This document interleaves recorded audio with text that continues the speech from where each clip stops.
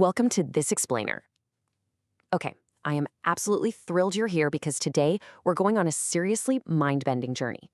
We're going to scale all the way from infinite alternate realities, places filled with limitless possibilities, right down to the unseen, invisible voids hiding in our everyday lives.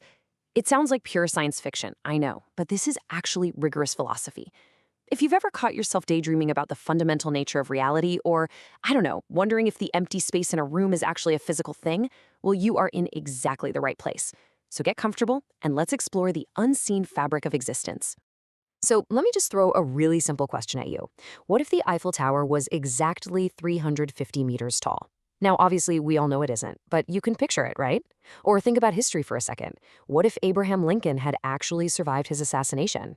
Or closer to home, what if you had decided to become a professional soccer player instead of whatever it is you're doing right now? We talk about these kinds of unactualized possibilities literally all the time. We constantly say things could have been differently. But here's the massive philosophical puzzle we need to crack today. When we talk about these possibilities, what in the world are we actually talking about? Are these just fictional daydreams floating around in our heads? Or do these possibilities actually have some sort of real, tangible, physical existence? Moving into Section 1, Parallel Realms and the Concept of Extreme Realism. All right. Let's dive right into this, because this first major philosophical concept takes our question and answers it incredibly literally.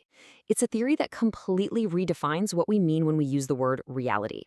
We're talking about the theory of concrete possible worlds.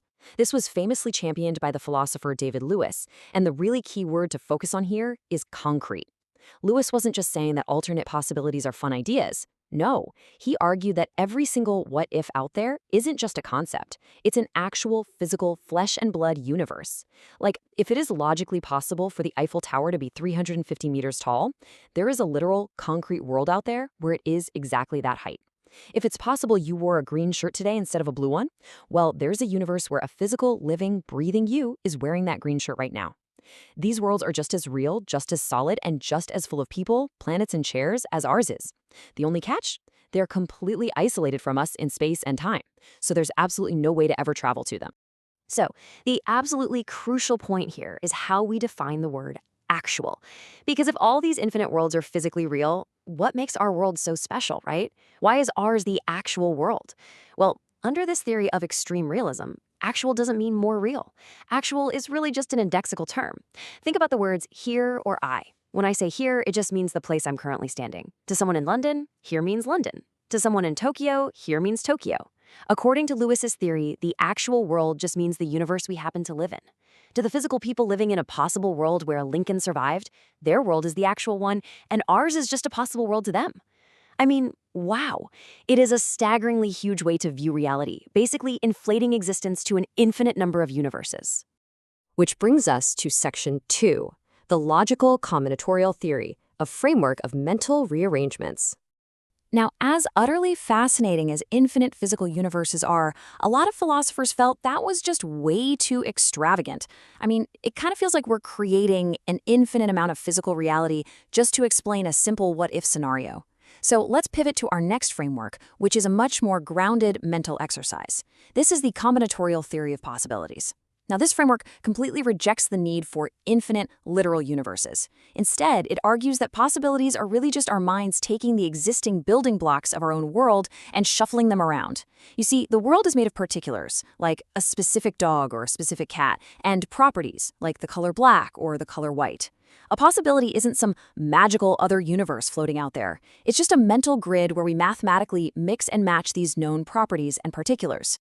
The whole process works in a few really simple steps. Step 1, you look at the real world and you observe existing particulars. Let's say you see a black dog and you see a white cat.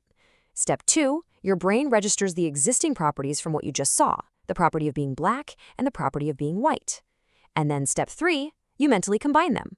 Even if you've literally never seen a white dog in your entire life, you can easily imagine one just by combining the dog particular with the white property. See? You're just remixing reality. You really don't need a massive physical parallel universe just to explain how you can imagine a white dog. Your mind is essentially acting like a giant grid, just ticking a box where a specific object meets a specific property. It is such a brilliant, economical way to explain possibilities without completely breaking the laws of physics. That leads into Section 3, the enigma of nothingness. Okay, so we've swung the pendulum all the way to maximum reality. Infinite physical worlds and endless combinations of properties. But what happens if we take that philosophical pendulum and swing it in the exact opposite direction? We really have to ask, is a hole in a piece of cheese a real thing? It sounds kind of absurd when you say it out loud, right? But seriously, think about it. If you have a block of Swiss cheese, the cheese itself is obviously real. But what about the hole? Is the hole an actual physical entity that the cheese surrounds? Like, can you touch it? By definition, a hole is just the boundary where the cheese ends. It's literally empty space. It is an absence. And yet, we name it, we count it, and we talk about it as if it's an actual object. This whole idea brings up a massive, massive debate. Do absences, margins, and voids actually exist, or are we just playing mind games with ourselves? And this perfectly illustrates how our minds process the world around us. There's a super famous philosophical thought experiment about looking for a friend, let's call him Pierre, in a cafe. You walk into the cafe, you look around, and you say, Pierre is absent. But hold on, did you actually see his absence? No, of course not. You saw chairs, you saw tables, you saw other people drinking coffee. You inferred his absence because you expected him to be there, and, well, your expectation wasn't met. Absence isn't some physical, transparent ghost sitting in a chair. It's honestly just a trick of language. It's our human way of vocalizing a negative fact about the world, rather than pointing to some physical nothingness. Moving to our final part, Section 4, does absence have causal power? Now here is where this gets incredibly practical and honestly pretty controversial. If nothingness is really just a trick of language and it doesn't actually exist, can it cause things to happen? Let's take a look at these dying plants with their dried, wilted leaves. If I asked you what killed these plants, you'd almost certainly say, well, the absence of water. And hey, that makes perfect sense in normal, everyday conversation. But from a strict, rigorous philosophical standpoint, how can nothing, literally the non-existent water, cause something to happen? Think about it.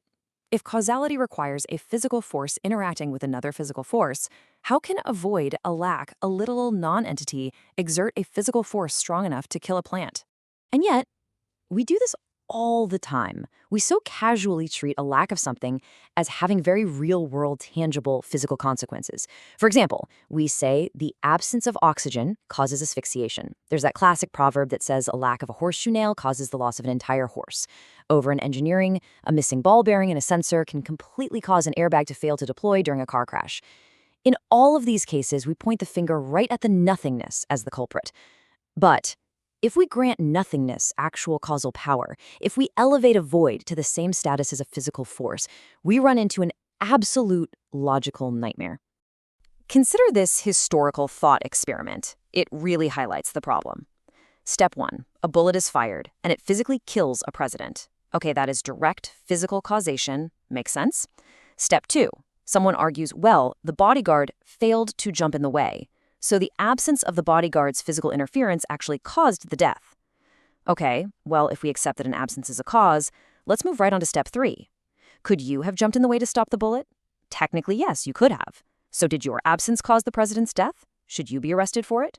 What about my absence? What about the absence of an impenetrable brick wall magically appearing out of thin air? You see, if we give causal power to things that don't happen, the variables literally multiply into infinity. Suddenly, billions of absent things are the cause of every single event that ever happens. It just becomes sheer absurdity. So, to avoid that massive headache, we might just have to accept that absences don't cause anything. Only positive existing things have actual causal power.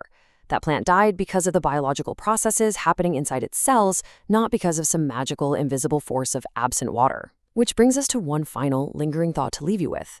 Is the empty space in your pocket actually something, or is it just a clever trick of language? From infinite concrete realities housing literally every possibility, to the fierce debate over whether the empty holes in our world even exist, philosophy really forces us to question the very fabric of what we consider real. Next time you look at an empty room, or just catch yourself imagining how your life could have been different, remember, you are actively engaging in some of the most profound metaphysical debates in human history. Thank you so much for joining me on this explainer. I really hope this structured journey sparked your curiosity, and I will see you in the next one.